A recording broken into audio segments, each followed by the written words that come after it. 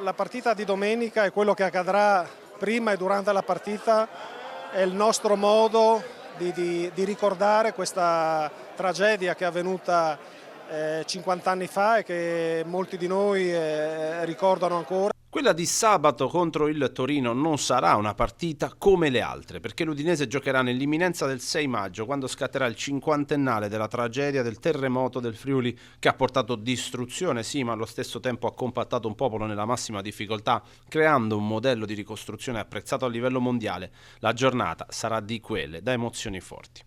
Vogliamo veramente che sia presente tanta gente allo stadio, poter fare in modo che ci sia un grazie collettivo da parte di tutti noi, ed è il tributo dell'Udinese Calcio, del mondo del calcio appunto all'anniversario del terremoto, a tutta la gente che ha sofferto in quel periodo. Per l'occasione, oltre a giocare con una maglia celebrativa speciale, i bianconeri accoglieranno con ingresso gratuito allo Stadio Friuli alpini e volontari della Protezione Civile, simbolo di quella ricostruzione. Per noi è stato veramente opportuno e l'abbiamo fatto davvero con grande volontà poter ricordare questo momento, e inviteremo i sindaci dei paesi terremotati prima della partita. Indosseremo una maglia speciale per l'incontro e sarà un modo appunto per poter tutti assieme anche dire grazie veramente alle tante persone che hanno dato una mano in quegli anni, in quei periodi, a tanti volontari, alla Protezione Civile, ai Vigili del Fuoco,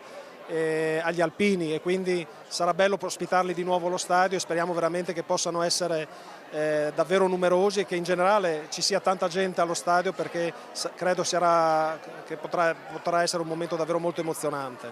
Una gara da vincere, perché in casa non lo si fa da tempo, ma anche in nome di questo importante evento lo sanno bene anche i giovani calciatori stranieri di oggi.